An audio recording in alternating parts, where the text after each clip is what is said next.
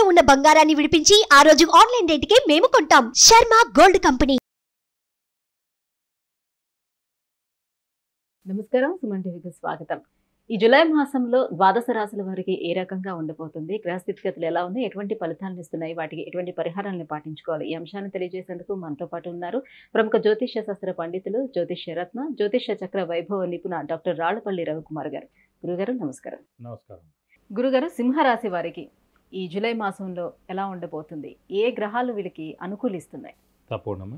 సింహరాశి అనగానే మనకి మఖ 1, 2, 3, 4 పాదాలు, పుబ్బ 1, 2, 3, 4 పాదాలు, ఉత్తర 1వ పాదం, ఈ నక్షత్రాల సమూహం అంతా వచ్చి మనకి సింహరాశిలోకి వస్తుంది. సింహరాశి వారు సాధారణంగానే చాలా ముక్కుసూటి మనుషులు, చాలా స్ట్రైట్ ఫార్వర్డ్గా ఉంటారు. అలాగే నీతి నిజాయితీకి మారుపేరుగా ఉంటారు. సాధారణంగా గవర్నమెంట్ ఉద్యోగాల్లో ఎక్కువగా కూడా ఉంటూ ఉంటారు. అంటే వాళ్ళ తండ్రైన గవర్నమెంట్ జాబ్లో ఉండడానికి అవకాశం ఉంది. ఎందుకంటే సింహరాశి అధిపతి రవి కాబట్టి, రవి తండ్రి కారకుడు కాబట్టి, రవి చాలా స్ట్రైట్ ఫార్వర్డ్ కాబట్టి తండ్రికి చాలా ఉపయోగం. అంటే ఈ పిల్లాడు కానీ పుట్టిన తర్వాత నుంచి వాళ్ళ తండ్రికి బాగా కలిసి వస్తుందన్నమాట. ఈ ముక్కుసూడితనంతో ఏడుపులు చాలా ఎక్కువగా ఉంటాయి. అలాగే శత్రువులు ఎక్కువగా ఉంటారు. అలాగే ఎక్కువగా నిందలు కూడా పడాల్సి ఉంటుంది. అలాగే ఈ ముక్కుసూడితనంతో మిత్రులు చాలా తక్కువగా ఉంటారు. శత్రువులు చాలా ఎక్కువగా ఉంటారు. మిత్రులు ఉన్నా కూడా వాడుకుని వదిలేస్తారు తప్ప వీళ్ళతో ఎక్కువగా కాలం కూడా ఉండరు. అంటే ఈ సింహరాశి వారికి ప్రస్తుతం 10వ స్థానంలో గురువు ఉండడం చేత దైవబలం, దైవానుగ్రహం పరిపూర్ణంగా ఉంది. గురుబలం కూడా పరిపూర్ణంగా ఉందని చెప్పుకోవాలి. అలాగే శని మటుకు 7వ స్థానంలో ఉన్నాడు కాబట్టి అది కొంచెం ఇబ్బందికరం అండి. అంటే ఇదివరకు కూడా మనం చెప్పుకున్నాం, ఎప్పుడైతే లగ్నం నుంచి మనకి 7వ స్థానంలో శని ఉంటాడో ఖచ్చితంగా డైవర్స్ అవ్వడం కానీ, ద్వితీయ వివాహం కానీ తప్పదండి. స్వస్థానం అయినా సరే, అది ఉచ్చస్థానం అయినా సరే. ఎందుకంటే శని ఎక్కడున్నా సరే బ్రేక్ చేస్తాడనమాట, విడదీసే మనస్తత్వం ఉంటుంది. అలాగే ఈ 7వ స్థానంలో మనకి ప్రస్తుతం రాశి నుంచి 7వ స్థానంలో శని ఉండడం చేత భార్యాభర్తల మధ్యన అన్యోన్యత లోపించడం, బిజినెస్ పార్ట్నర్ కూడా ఉంటారు కానీ ఆ పార్ట్నర్ మధ్యన ప్రాబ్లమ్స్ రావడం. అలాగే మనకి ఇదివరకు కూడా చెప్పుకున్నాం, మెయిన్ బాస్, ఇమీడియట్ బాస్ అని చెప్పుకున్నాం.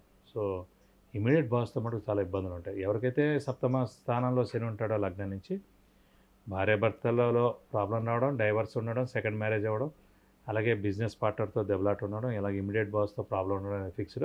అలా గోచారీత్యా ఇప్పుడు ప్రస్తుతం ఇక్కడ ఉంది కాబట్టి ఈ ఇబ్బందులన్నీ తప్పకుండా ఎదుర్కోవాల్సి వస్తుంది.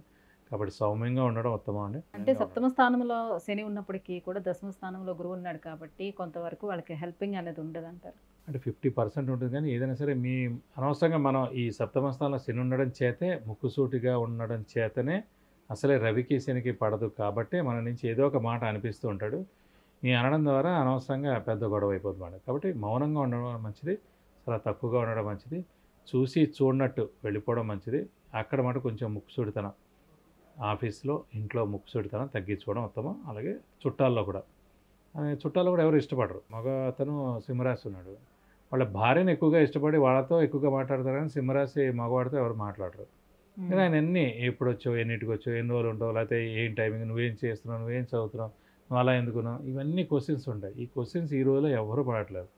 ఏదైనా అంటే అందుకే ఫోన్లో మాట్లాడుతున్నారు, డైరెక్ట్గా ఇంటికి వెళ్ళేది కూడా పరిస్థితి లేదు.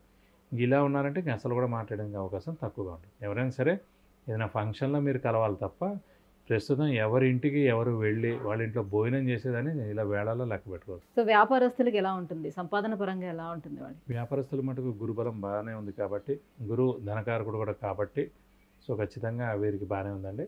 దశమంలో ఉన్నాడు కాబట్టి, రాజ్యస్థానంలో ఉన్నాడు కాబట్టి ఖచ్చితంగా ఉద్యోగస్తులకైనా లేదంటే వ్యాపారస్తులకైనా కూడా బాగానే ఉంటుంది. కొంచెం ఆచితూచి మెలగండి. సో ఎక్కువగా క్రెడిట్స్, అప్పులు ఇవ్వకండి. ఇస్తే కనుక అనవసరంగా నష్టపోతారు.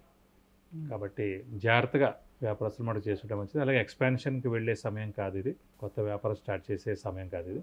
సో ఉన్నది జాగ్రత్తగా చేసుకుంటే ఉత్తమం. సంతాన యోగం ఎట్లా ఉంటుంది? సంతాన యోగం బాగానే ఉందండి. గురువు బాగానే ఉన్నాడు కాబట్టి, గురువు మనకి సంతాన కారకుడు కూడా అయ్యాడు కాబట్టి, గురువు పుత్రకారకుడు కూడా అయ్యాడు కాబట్టి, ఇప్పుడు ఎవరైనా గట్టిగా ప్రయత్నిస్తే కనుక వారు కన్సీవ్ అయ్యేందుకు అవకాశాలు ఎక్కువగా ఉన్నాయి. సో నెక్స్ట్ ఏడాది ఏప్రిల్ మే లోపల ఖచ్చితంగా సంతానం కలిగేందుకు అవకాశాలు ఎక్కువగా ఉన్నాయి. మరి ఎటువంటి పరిహారాలను పాటించుకోవాలి? శని బాగలేదని చెప్తున్నారు కదా.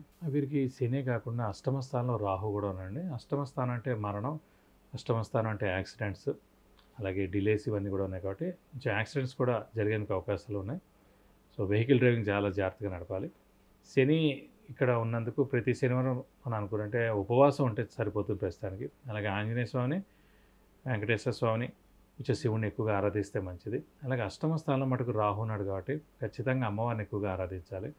అమ్మవారిని ఆరాధిస్తే కనుక ఇలాంటి ప్రాబ్లమ్స్ అనేవి యాక్సిడెంట్స్ కానివ్వండి, హెల్త్ ప్రాబ్లమ్స్ కానీ ఇవన్నీ నుంచి కూడా బయటపడేస్తారు. కాబట్టి ఈ పరిహారాలు పాటిస్తే సరిపోతుంది. గురుగారు, సింహరాశి వారికి ఈ జూలై మాసంలో ఎలా ఉండబోతుంది అనే విషయాన్ని తెలియజేసినందుకు ధన్యవాదాలు. నమస్కారం. సుమన్ టీవీలో మీ పర్సనల్ అండ్ బిజినెస్ ప్రమోషన్స్ కోసం కింది నెంబర్కి కాంటాక్ట్ చేయండి.